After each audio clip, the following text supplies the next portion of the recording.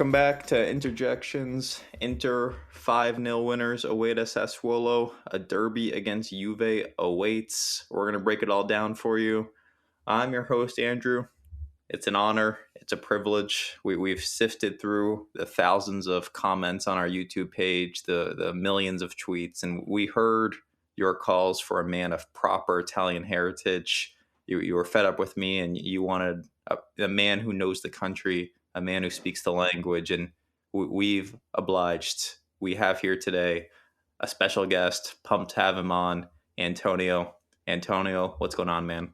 Yeah, hey guys, how's it going?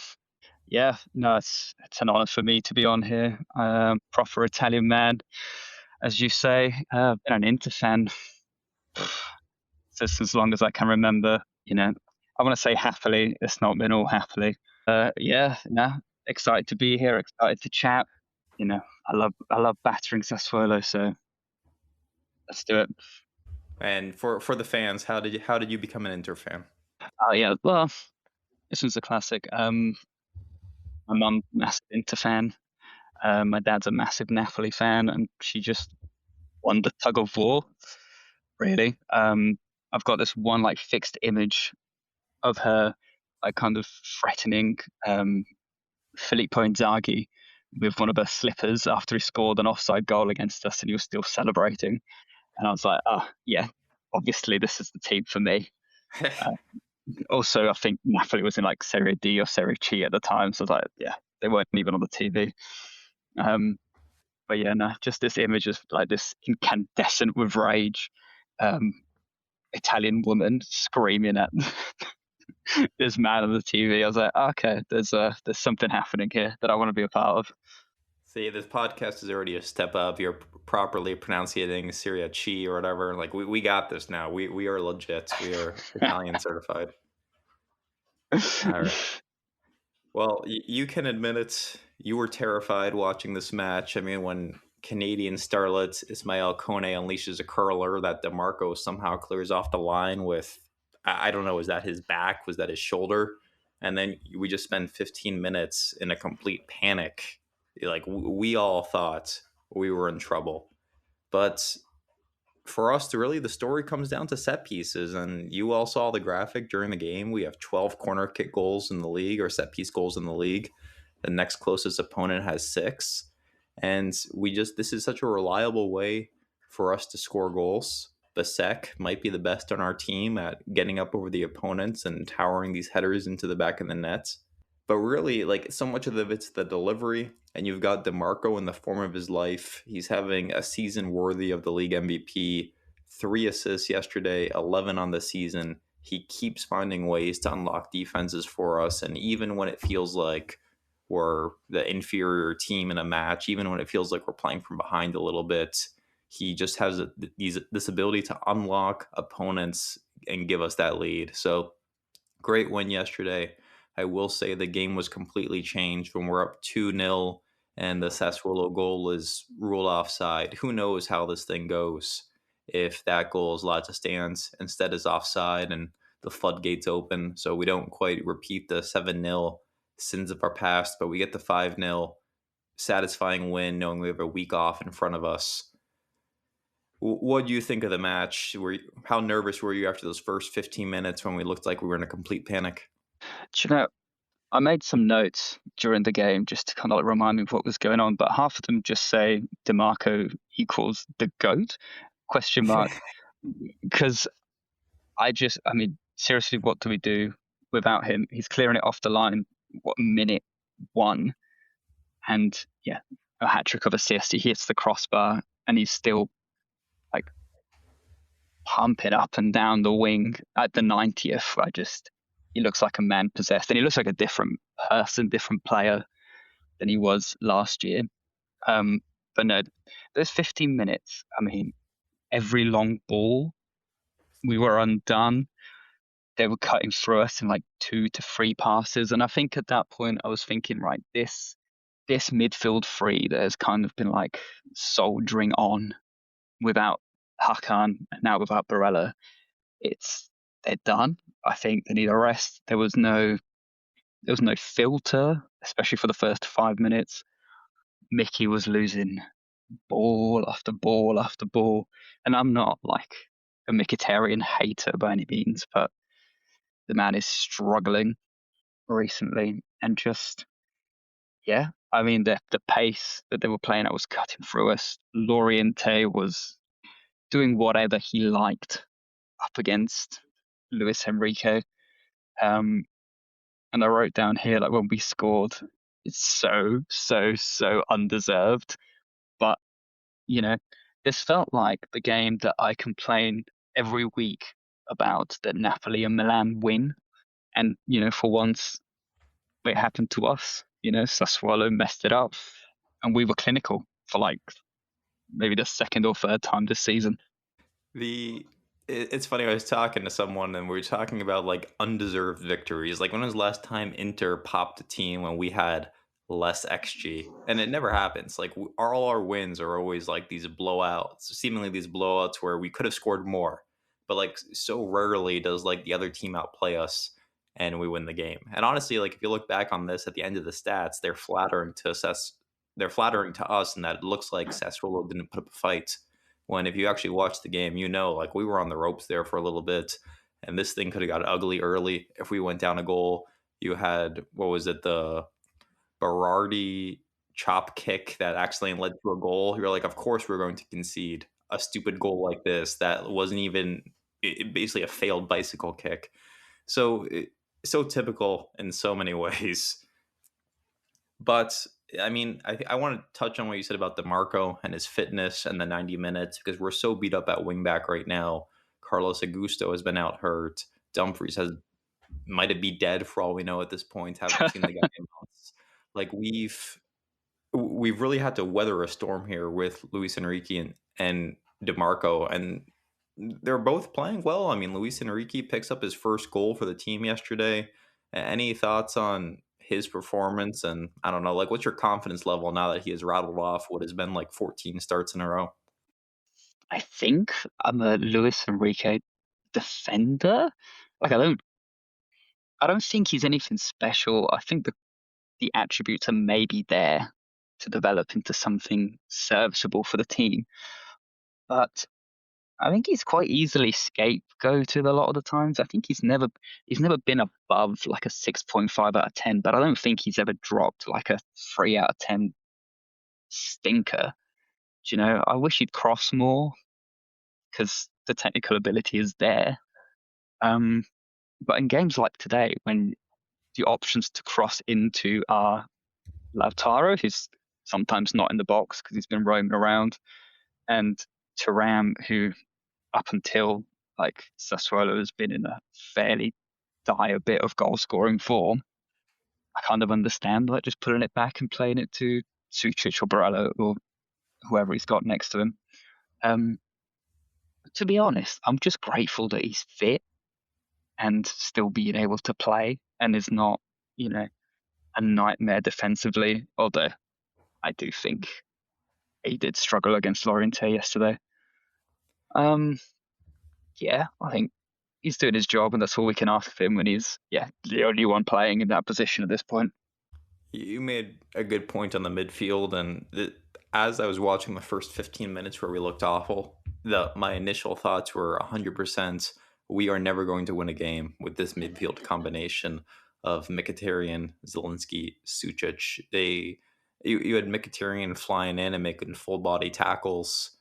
You had Sucic just giving away the ball, and it was an awful trio. So the fact we were able to win a game with so many of our regular midfielders hurt, like huge spot for us. We need to get Barella back. We need to get Hakan back, and Barella has gotten a lot of hate this year from Inter fans who are maybe disappointed. But this game was a good reminder of how steady his performances are, how much he guarantees a certain quality that you are at risk of losing every time Sucic steps on the pitch, because I thought this was an awful game from Sucic. The going into the Juve match with this midfield would be a death sentence. So happy we were able to get the 3 points against Sassuolo with it, but this is not something I want to see again unless we are absolutely forced to. Yeah, no, maybe I keep saying the word lucky, but I think we have been lucky and have done well enough to scrape by. But yeah, this midfield kind of reminded me of when Inzaghi used to try and play like Fratesi and Asolani at the same time. Like there's just nothing of substance there to be able to hold it together. And you can see it in the distances between the departments. Like the forwards look isolated, the defense doesn't know who to pass to. I think during this game there was very much, and I think the commentators on DAZN talked about it. Like Kivu was screaming at Zielinski to push back and pick up the ball in between the centre backs because there just was no out ball. And I was thinking at the time, oh, well, maybe if PO was up front, we could just sling it forward, but there'd be no one to knock it down to. So, yeah, I think it's just well, I guess it's a poorly constructed midfield three in that they don't really complement each other, but they're also the only available midfielders that can do a competent job when necessary. Then we'll get on to Andy Juve later if you want.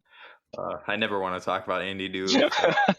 We can do it if we have to. Let's talk about Bisek a little first because he's such a polarizing player, and I think he's winning people over probably because he hasn't had a handball in a few months now. Mhm. But the Bisek thing's an interesting one. I don't know if anyone views him as good enough to start full time for us. And if I think if you pulled the average Inter fan, they want to bring in a new center back to start over Bisek, so you have Bisek available off the bench. But it's hard to deny what this guy's doing. I mean, his prowess in the final third is crazy. I'm not just talking about the goal scoring ability. Like he'll charge forward into the box, he'll throw the ball into his left foot without thinking twice, and like he's a cheat code when you're attacking to have somebody so technically gifted coming from the defense. He, I'm trying to like reflect back on his actual like defensive efforts in this game and just in general since he's taken over the starting form. Like for me, I haven't noticed like any major gas from him. He's still weaker than the air defensively than you'd hope for, which is a little surprising given he's so good in the air attacking the ball. But like any thoughts on where do you fall on Bissek? Are you someone who like believes this guy can become a starter for us, or are you just he's always going to be a bench option for you? I it might be controversial. I like Bisek quite a lot, actually. I'm much happier when I see him starting, at least under Kivu, um, than I am when I see that we're still trying to play Cherby or DeVry in the centre and forcing a Kanji out wide. Um, yeah, he's got his deficiencies tactically, positionally especially, and I think a lot of the goals we conceded, at least in the Champions League, when we lost those 3 games in a row, apart from obviously the Wirtz penalty, um, it's a combination of Bissek's just switching off and not following the man or not following the ball or whatever it is. But I think he brings enough. I'm happy for him to be the starter moving forward. Um, I don't really know if we need to bring anyone in to take over that spot specifically. He's so good on the ball. It's insane to me that we have him on one side and Bastoni on the other. And like I think his dribbling skills are just incredibly underrated because he looks more comfortable on the ball than someone who's supposed to be a winger like Luis Enrique does, which is crazy.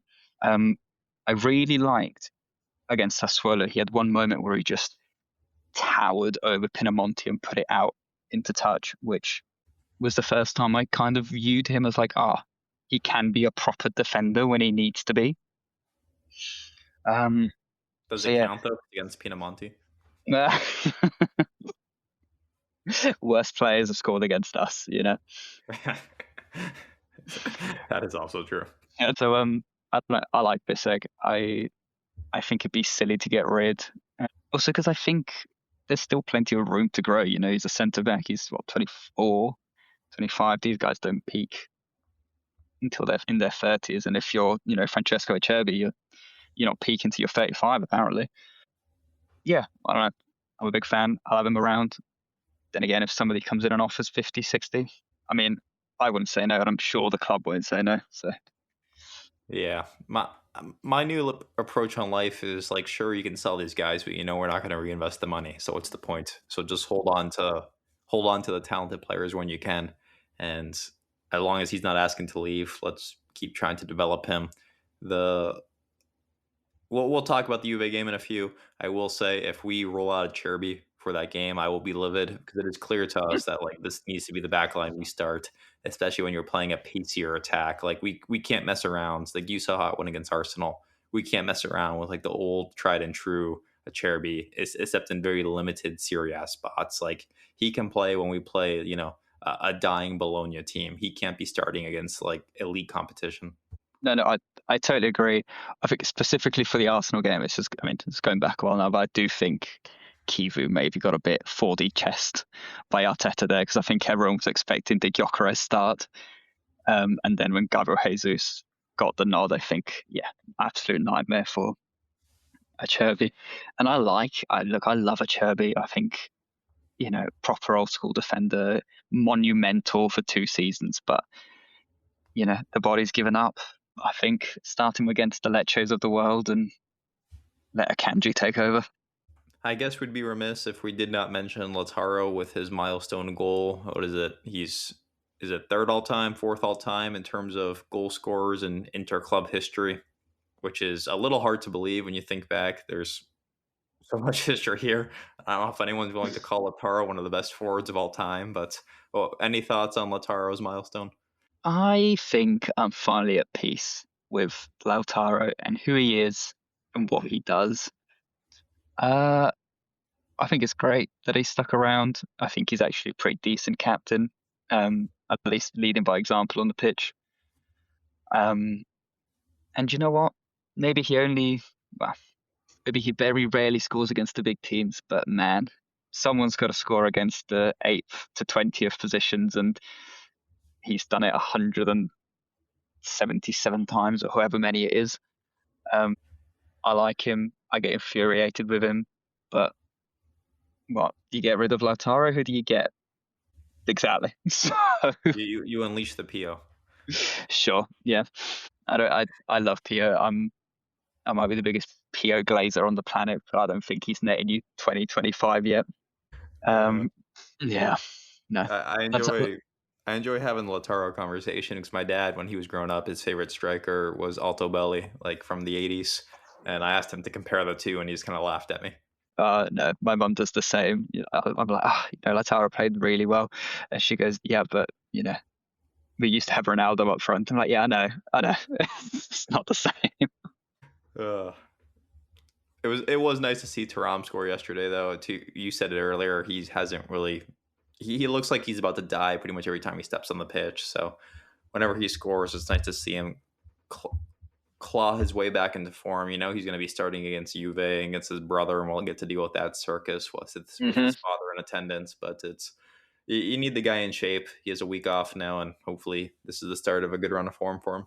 I don't understand Turam just as a concept of a football player. He's so consistent in being inconsistent is kind of insane. He starts every season just on absolute fire and then picks up a niggling injury and then looks like he's lost half of his acceleration overnight. And then, the summer comes along and he's fine again. And then the cycle repeats. It just, I don't get it. I generally like Turam. I think I know you guys have talked about it, but like his connection with Lautaro is a bit overblown. I've never really seen it work that well. But, and again, I'm biased because I love Pio. Sometimes when him and Lautaro are on the pitch, like, sorry, when Turam and Lautaro are on the pitch, I just don't feel like we have an out ball, especially when we're playing against teams that sit deep. Because Turam's great to have on if he's chasing balls into space, and he did that a lot yesterday, which was excellent. But when you're just flinging a ball up and hoping that your strikers can hold it up, he just doesn't have it in him, really. No, and it's like he's not the traditional striker. He was never the traditional striker until we signed him. We kind of forced him to become one. So it is weird how like out of shape he looks at times, and that like where has his speed gone? Like where has his ability to just like get by guys, like dribble through defenders gone? It's always something that's like there in the early part of the season, and then you watch the videos now and you don't understand how we have like the most immobile number 9 possible playing for us. So it doesn't make a ton of sense. Maybe it is like he hasn't fully recovered from the injury he picked up in the Champions League when we were playing, what was it, Sparta Praha or wherever they were. Mm. So I can't explain it, but it is clear that he's more willing to turn to Pio in these spots. He's willing to sub Pio on earlier in the matches. Like it's clear that he's our preferred go-to option off the bench at forward over Bonnie. And I think a lot of it has to do with what you said, just the style of game he brings us. He caused defenses problems. Like he physically imposes his will, slows down the game, lets us feel like we're in control. Like it's a really valuable skill to have off the bench. And like you said, it's crazy to think this guy's only like 20 years old. Yeah, I mean, don't get me started because I'll sing the praise of POS positive for the rest of the podcast. I mean, apart from all that, I am a little, I wouldn't say worried, but there's like a niggle of concern for the way Bonnie's season is starting to pan out. He had that slight injury a couple of months ago, but I think he's been fairly fit for the entire time. And he doesn't look, I don't know, active or receptive as he did at the start of the year when he gets the time, even though he's got this bonkers like goal assist per minute stat. Was like what, every 60, 70 minutes he's either on the score sheet or assisting somebody else. But I don't know, he just doesn't bring that freshness, that difference that Pio does, which makes sense. They're very different players. But sometimes it reminds me of, you bring on Arnautovic or Dzeko or Correa or whatever in the hopes of something different, but they were very prototypical to the same play to the players that are already on the pitch, so it doesn't really change much. And to be fair, Bonnie also usually only gets brought on in the last 20 or whatever of games. So it's not that much of a window for him to shine in. I was kind of hoping him and Pio would have a bit of a better partnership, but I'm not really seeing much of it happen. Yeah. The Bonnie thing is puzzling because he plays so sparingly, and because when he plays he's usually involved in a goal contribution. I think the initial reaction is this guy's crushing it this year, but it's been a stream of uneven performances. I mean, he never plays 90 minutes. He honestly rarely starts matches. I think, and even when he does start matches, he tends to get subbed off around the 55th minute. It's just kind of weird. I think a lot of it is because of the off-ball stuff that he just is not nearly as good at our other three forwards. Like I don't consider Bonnie a very good presser. I don't consider Bonnie someone who's like involved in build-up play, but he always seems to find himself in the box and in dangerous positions. So I mean, there's definitely talent there, but like it's very clear that he's the fourth best forward on this team. Oh yeah, yeah. And was he our most expensive transfer this season? I can't remember now. Which Him and Luis Enrique are pretty close. yeah. Which about Oh, sorry, tracks for actually, our it's Diouf actually. yeah, of course yes. But no, which kind of tracks for our recent forward signing, um, um, experience. Yeah, no, I feel blessed. I just honestly, any time that the camera pans to the touchline and it's not one of Taremi, Correa, or Arnautovic, I'm relieved. So Yes, you know, that is. If nothing else, it's nice going to the bench and having an actual professional forward, not Arnautovic who's like out of football, not Correa who's eating bench in Brazil, and an actual bench forward available. Taremi, to his credit, is lighting it up in the Greek league, so good for him. well, I'm glad he's found his level. That's right. All right, quick pause. Jay, you there with us? Good evening. I profusely apologize. You're good, dude. You timed it perfectly. So we just finished the Sassuolo preview. We're gonna jump into we're gonna jump straight into the Juve stuff. This is Antonio. Up. What's up, man? How you doing? Nice to meet you. Nice to meet you. I don't know. I just did a big yawn, but I imagine you're much more tired than me. Oh fuck, man! It's taking like a short nap is a perilous fucking proposition.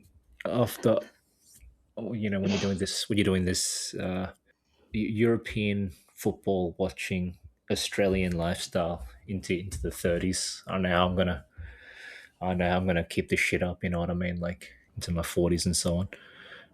Yeah, I honestly don't know how I'm gonna keep it up. I think this year when Arsenal win the treble, it's a convenient excuse to just stop altogether.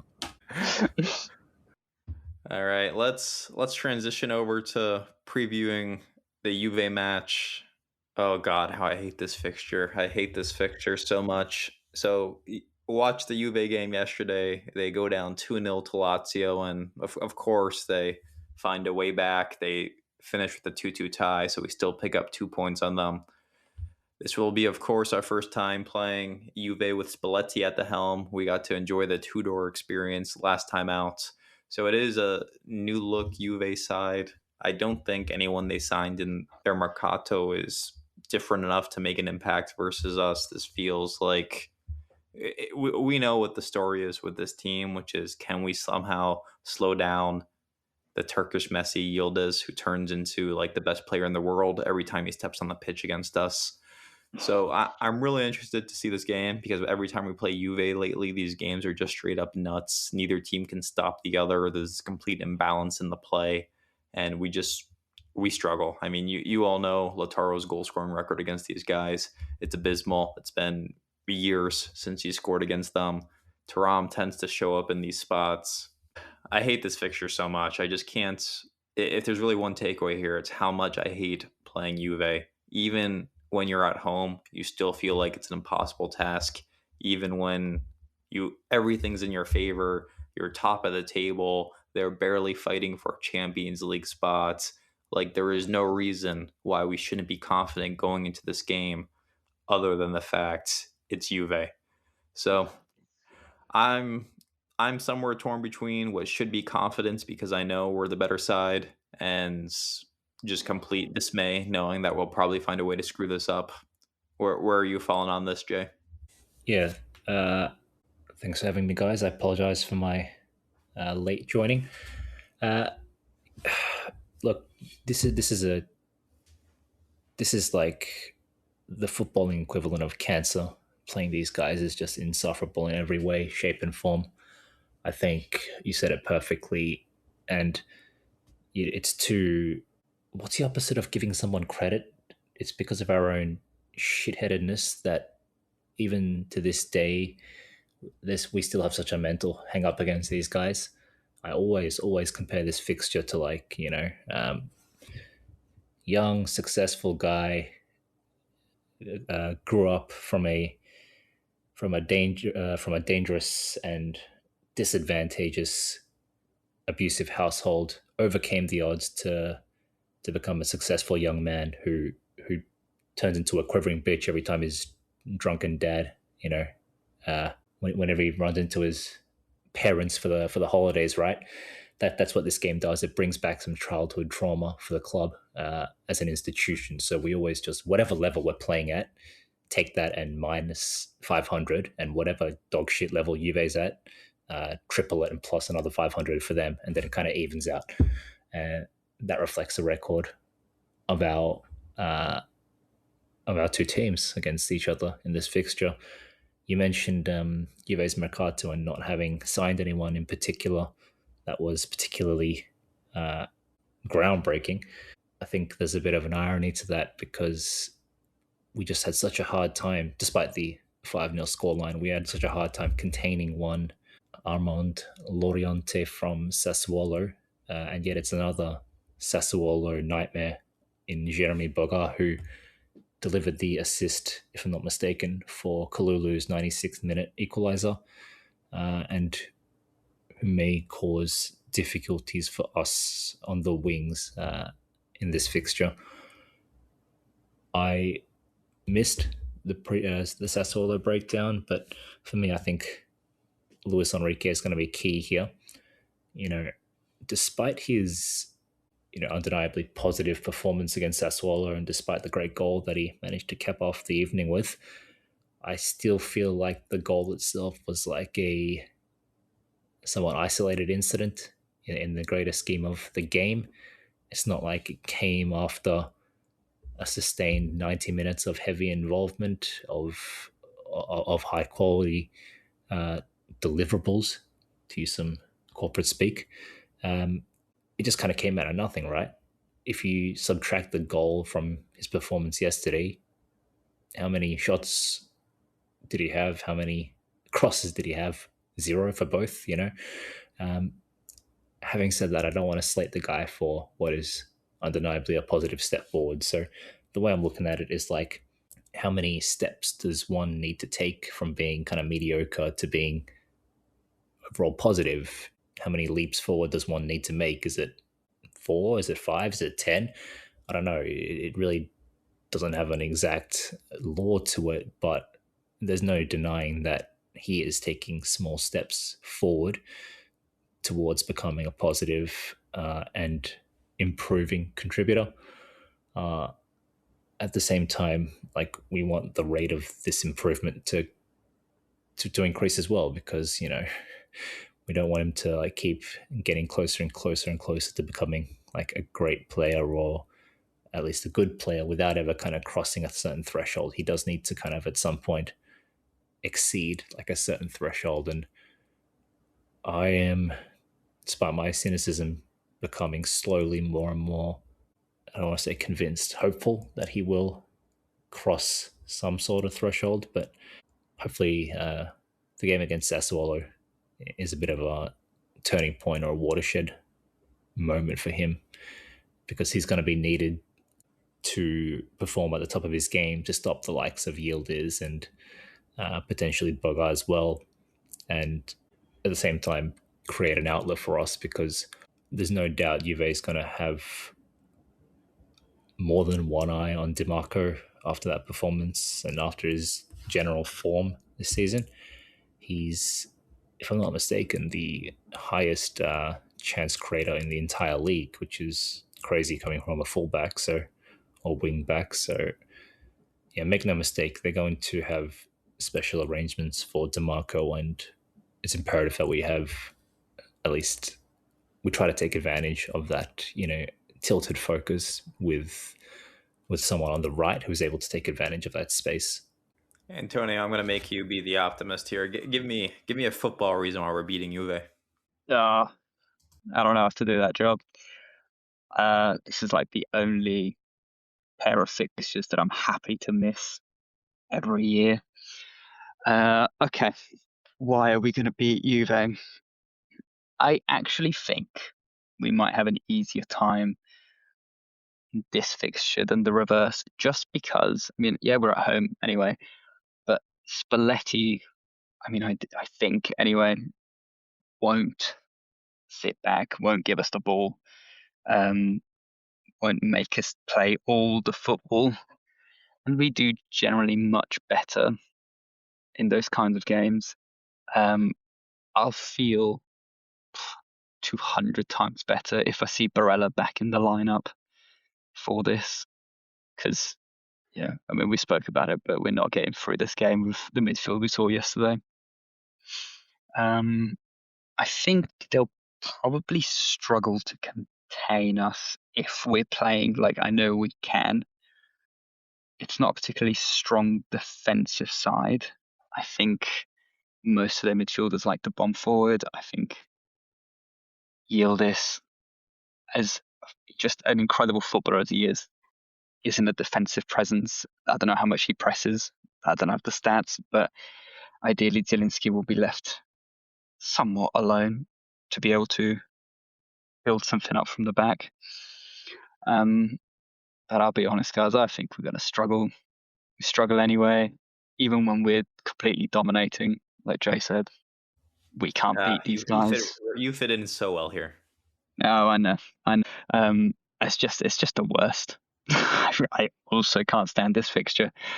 The most optimistic I can get, I think, is a It's like a 1-0 or 2-1. Yeah, it's a 2-1 win, maybe. But I think we'll lose, and I think we'll be very annoyed by the way we lose too.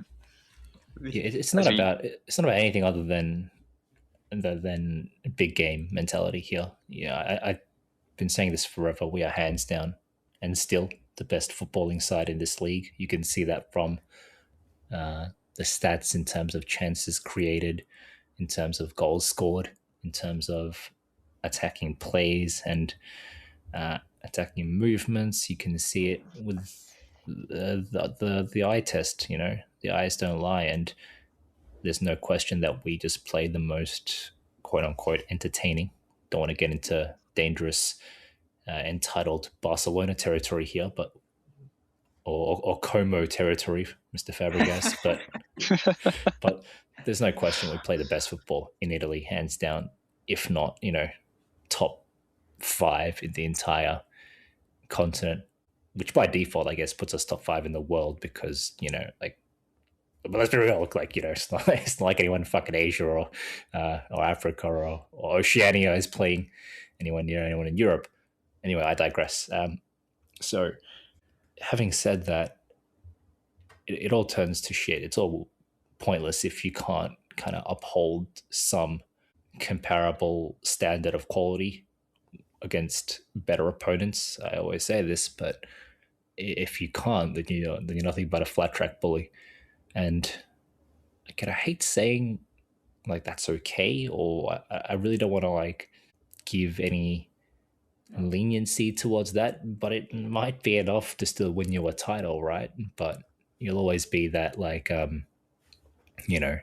that basically like that Porto or that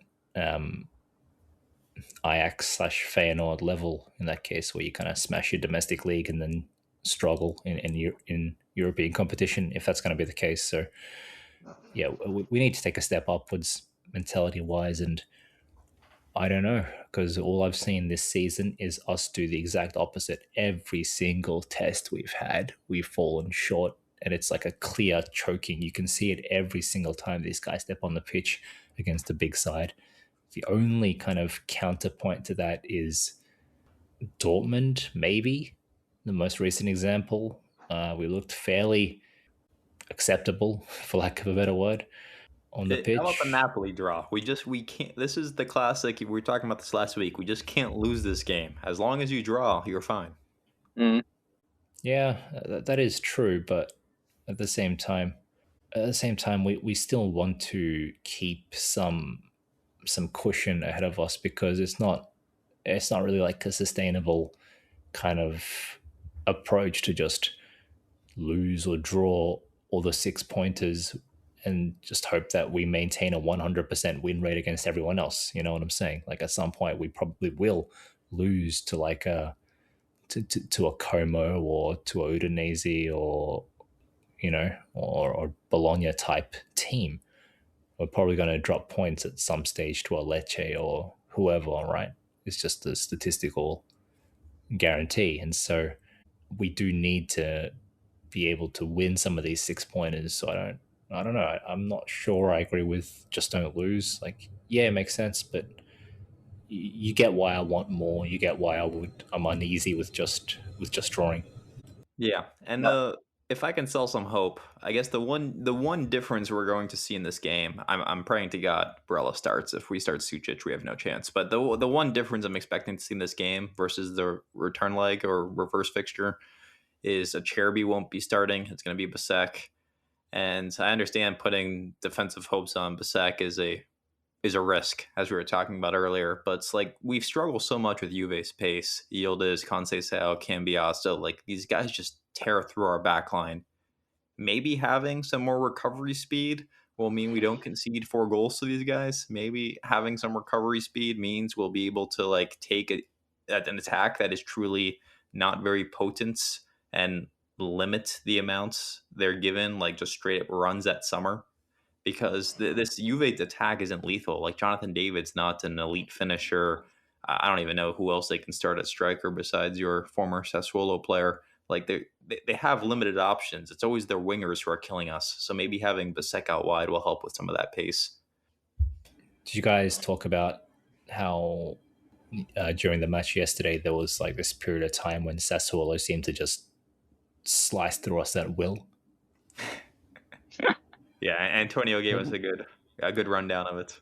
It wasn't just me, right? I was just watching this going, fuck, it seems like every time Sassuolo just attempt a foray forward, it just takes like, one winger like Berardi or whoever to just kind of encroach towards our general vicinity, take on his man, and like sneak a forward pass through to the overlapping fullback or whatever. And next thing you know, they're in with like a genuine semi-decent chance. It was crazy. I was like, guys, what's going on? They're just literally getting chances off at will. We had like no choice in the matter. It was pretty jarring, to be honest with you, despite the emphatic 5-0. Yeah, no, it made me think, imagine this version of Inter going up against last year's Barcelona. And if we can't even contain Lorien K and 40-year-old Berardi, what chance do we have?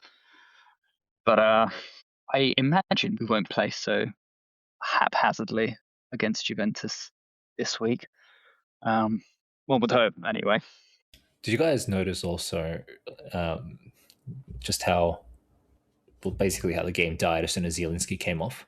Like I was maybe I'm being too unrealistic, but I was kind of disappointed in Sucic yesterday, and I saw that not for what it's worth, Gazzetta gave him the peggiore of the match, the lowest rated player on our team, and I felt like when he kind of deputized as the regista when Zielinski came off, that I was thinking, Sassuolo, they're down a man.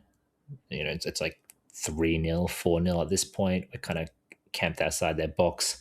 Let's go. Let's put some damage on these guys. Let's make these guys hurt a bit. And I wanted him to kind of pull the strings and orchestrate basically a slaughter for the remainder of the game. But he kind of didn't do anything. And our ability to pick out any kind of forward passes just really, really fell off a cliff as soon as Zielinski came off. Now, obviously, some of that had to do with Sassuolo just sitting super deep and compact and there being less room for him to exploit. But I just felt he was very much a passenger and just a facilitator in passing the ball sideways. It was just basically like a traffic cop, so to speak. He wasn't really doing much. Towards the end, he started picking up some balls over the top. It was his pass over the top to Fratesi that resulted in the Luis Enrique goal. But yeah, what I'm saying, like when Zielinski came off, our forward momentum, our creativity just ceased to exist for the better part of 30 minutes. Yeah, and I mean, we talked about this a little on the Sassuolo part, but the midfield combination we ran out there yesterday was horrible. And really, this Juve game is going to boil down to who's back, who's healthy. If our midfield is going to be Barella, Zielinski, Mkhitaryan, we might be able to survive. But if we're rolling out Sucic, Zielinski, Mkhitaryan against Juve, this team has absolutely no chance. Like, so much of why we have any success, which isn't often, against Juve is usually because of the mismatch in the midfield, where the Juve's midfield's pretty weak. You've got Locatelli, who I'm not a huge guy. I'm not a huge fan of him. He's a decent passer, but he's not nearly quick enough, especially when you're running at them, especially when you're countering them. And then Thuram, who contributes to attack, but I think his box-to-box play is a little overblown. So the midfield is one of the only areas I look at as us having like an advantage over Juve. And if we don't have that, like, I don't see how we win this game. I mean, not to be that guy, but I mean, it doesn't make that much of a difference here. Like every time in recent memory, every time I watch this game, Barella's just getting completely, bitched by Rabiot anyway. So like, I mean, I know Rabiot's not here this time. He's saving the bitching for the other derby, but like, fucking Barella just came back from injury. Is he even training with the full team yet? Like, can we expect too much from him? He's supposed to be back for this game. I don't know. I'm always skeptical about players returning from injury. even if it is a short absence, maybe it's good for Barella this time around. He gets a bit of a rest, like a forced rest. But yeah, I'm. It's mainly Mkhitaryan, I guess. Like he had some positive moments, but it's just something hard to kind of trust about him, isn't there? When you get to this stage. Well, I've gotta put a bow on this thing. I gotta get to work. So let's do some predictions. Antonio, please tell us how this game's gonna go. Your first on the record interjections prediction. Okay. I think we score early, and then we do our usual thing, start to sit back and start to panic, and then they'll score, and that'll be the end of that. I think 1-1. We'll give it to Zielinski from outside the box, and then just McKennie sneaking in with a header for Juve. And, I'm not against playing for a draw here, or specifically for this fixture. Even when we're the most dominant force in the world, we can't beat them. So let's just survive and get on with it and try to get a big win against Milan. Jay? Did I just hit big win against Milan? That's not happening either. Anyway, yeah, it's.